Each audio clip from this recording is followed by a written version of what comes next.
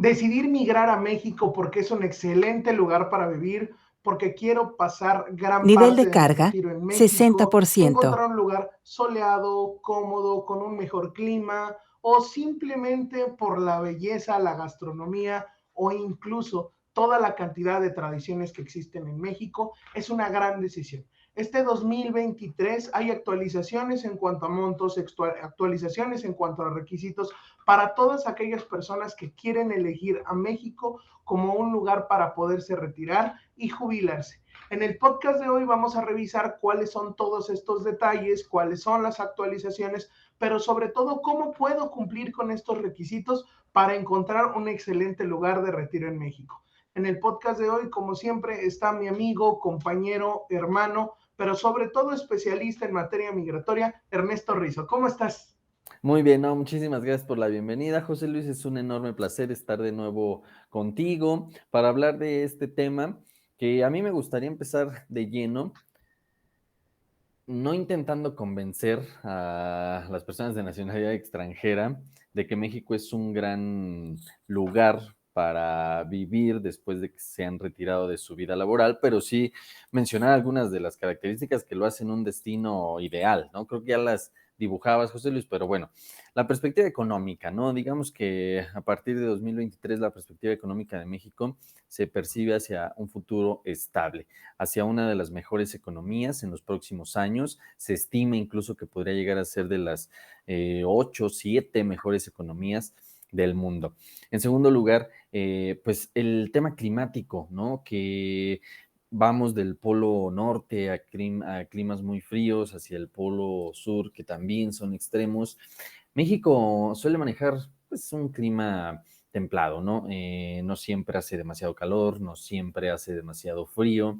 Evidentemente hay estados en donde hace más calor que otros y más frío que en otros lugares, pero aunado al clima, yo creo que la abundante y la rica oferta vegetal y gastronómica, ¿no?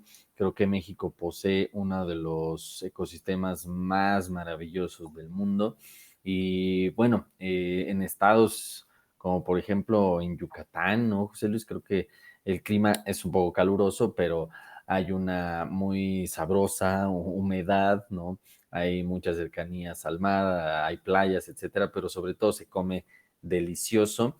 Eh, por mencionar una de las ciudades que yo creo que más afluencia, más población extranjera tiene en México, pues es San Miguel de Allende, ¿no? En Guanajuato, que es una ciudad muy bonita, muy segura, con una amplia oferta gastronómica, amplia oferta cultural, y se están replicando, diría yo, esas ciudades, ¿no? Desde San Miguel de Allende, Mérida, Jalapa, todas estas ciudades que han ido en crecimiento por estos factores y que además pues es un territorio enorme que creo que es ideal para una persona que ya no está en su vida más productiva, más laboral, sino en la vida que viene después de eso, cuando uno ya es jubilado, pensionado.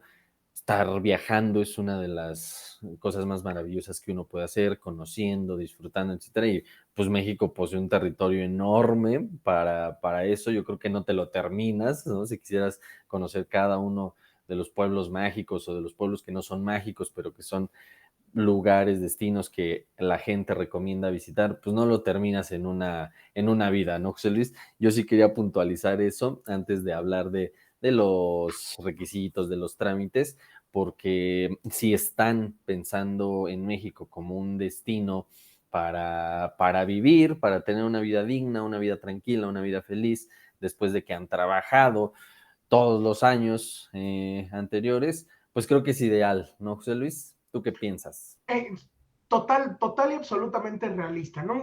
Como bien saben todas las personas que están ya detrás de este canal con ya bastantitos seguidores, ya bastantes años de seguir comentando, pues vaya, a nuestro equipo le toca mucho platicar con los extranjeros y la respuesta pues es muy simple. ¿Por qué te gusta México? ¿No? A mí me gusta mucho platicar con los extranjeros, ver qué es lo que están necesitando, porque parte de tomar un servicio con DMSC es eso, una cercanía legítima, 100% responsable con tu proceso. No son tratados como números, todo lo contrario, creo que todas las personas son tratadas con una gran humanidad dentro de DMSC, pero precisamente, Ernesto, como bien dices, hay detalles que uno no concibe, como por ejemplo el valor de una manzana en cualquiera de los países de Europa, el valor de un mango, el valor de una pitaya, por ejemplo, una En fruta. Corea las envidian, ¿no? En Muchísimo, Asia muchísimo. Por ejemplo, ahí tenemos varios clientes de algunos países, por ejemplo, de Corea, donde estamos hablando de que un mango que a nosotros nos puede costar, pues no sé, 20 pesos, ya un mango picado, cortado con chilito y limón, pues precisamente en Corea puede llegar a valer 300, 400, 500 pesos, dependiendo precisamente de las necesidades, ¿no? Nosotros aquí nos espantamos que el aguacate llegue el kilo a 100 pesos, pero un aguacate en alguno de estos países pues llega a costar claro. eso, 15 veces más. Gran parte de la oferta, gran parte de la oferta gastronómica de México, nosotros no la analizamos porque vaya, tenemos papayas de medio metro en México que podría sonar impresionante, pero es real. También tenemos pues precisamente parte de la gran fruta que se exporta al mundo, pues viene de México. Y no solo eso, la gran comodidad y como bien dicen todos los extranjeros, la parte cultural y la parte de la gente en México, una gente amable, un lugar Cálida. tranquilo, un lugar que funciona, un conjunto de revoluciones mucho más pequeñas en comparación de países como Rusia, Estados Unidos, China, Canadá, donde el hecho de que la producción tenga que ser rápida, fuerte, efectiva, les otorga una gran comodidad a todas las personas. Bien lo pueden ver ustedes en todos estos mensajes que se van mandando y tenemos gente de Alemania, Francia, Italia, China, Corea, Estados Unidos, Canadá, que bien dice, aquí encontré un paraíso para vivir. La pregunta, ¿es difícil venir a vivir el paraíso? ¿Se necesita mucho dinero? ¿Es complicado poder participar de esto de manera permanente? Porque sí, ahí hay un gran mito, ¿no? El gran problema de los extranjeros que vienen en carácter de turista se quedan cierto tiempo y después dicen, José Luis, ¿puedo comprar una casa? ¿No la puedo comprar? ¿Puedo hacer? ¿Cómo me retiro? ¿Es complicado? ¿Es difícil? Exactamente, y se habla mucho de los nómadas digitales, de incluso en nuestro canal, pues tenemos mucho contenido en el cual nos especializamos en este perfil de personas que vienen a México, pero existe el perfil de las personas que ya son jubilados o pensionados. Creo que habría que definir perfectamente bien que una persona jubilada es una persona que ya terminó su vida laboral, ya haya sido subordinada, haya sido independiente. Normalmente se da en el terreno de la subordinación cuando fue un trabajador, fue un empleado de una empresa, y por el tiempo que laboró, el Estado del país, el gobierno del país en el cual vive, pues le otorga una cantidad mensual que le permitirá sobrevivir el resto de su vida.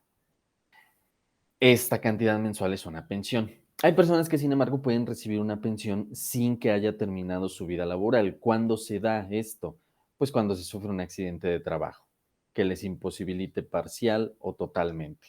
Ejemplos, pues cortarse un dedo, manejando una maquinaria, un brazo, yendo del lugar en el que se vive al trabajo, que se sufra un accidente también cuenta como un accidente de trabajo, todo eso determinado según las leyes del país en particular, ¿no? Pero lo que voy es que una persona puede ya ser jubilada o pensionada y puede aplicar para la visa de este tipo de perfil. Es una visa que se solicita en la Embajada Mexicana del país en el que vives.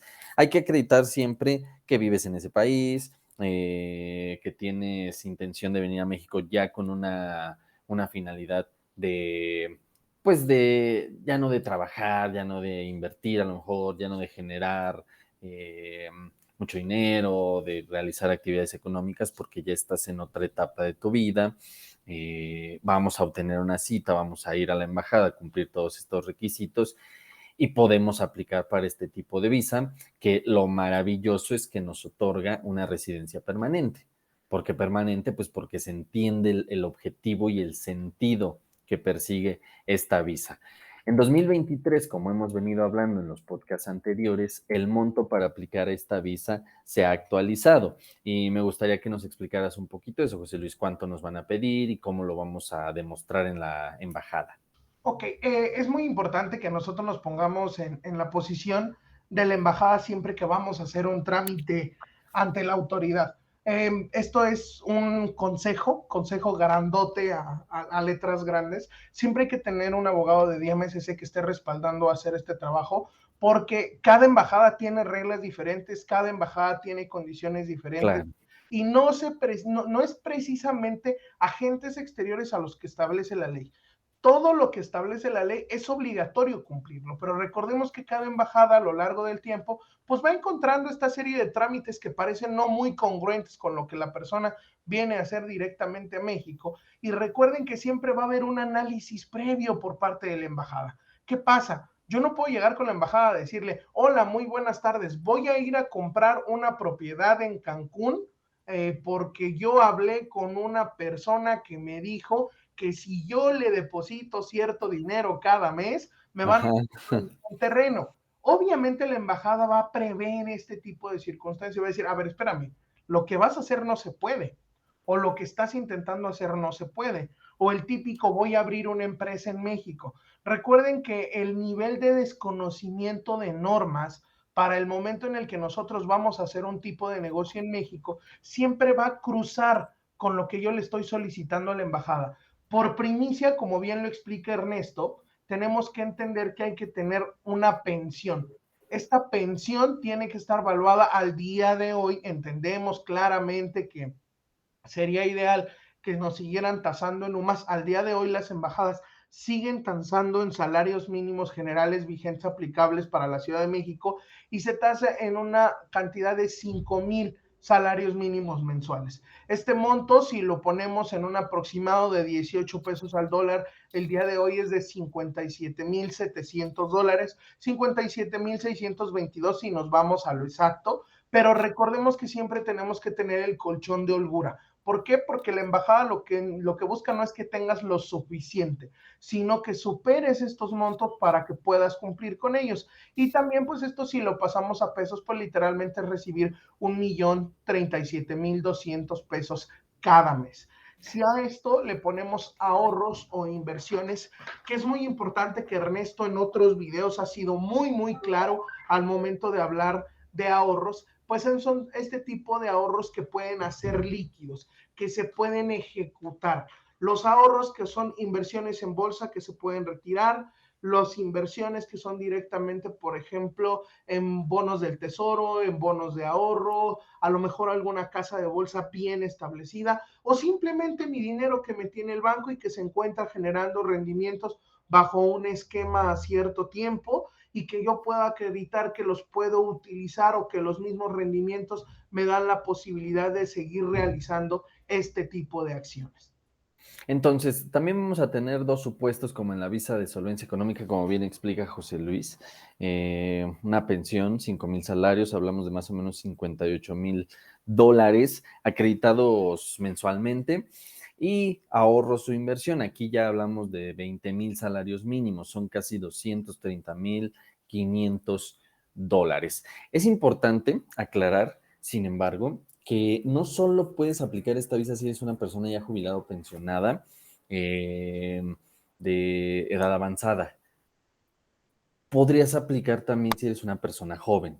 Digo, este es un criterio que no está muy bien definido en la ley, pero por la experiencia de DMSC, personas que ya son autosuficientes, que ya tienen esta famosa libertad financiera para prácticamente el resto de su vida, han obtenido este tipo de visa. Así que si tú estás pensando en una residencia permanente por la solvencia económica que tienes, creo que es importante que te acerques a DMSC para que platiquemos de tu caso.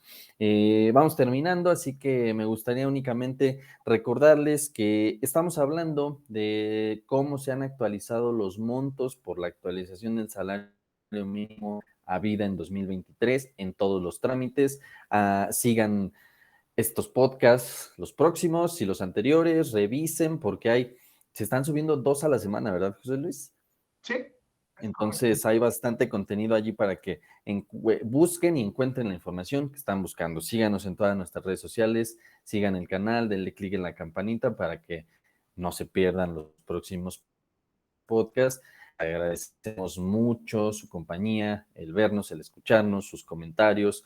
Los invitamos a que soliciten asesoría en caso que quieran realizar un trámite migratorio para México, ya que el licenciado José Luis y todo el equipo de asesorías de Diam SC estarán gustosos de atenderlos.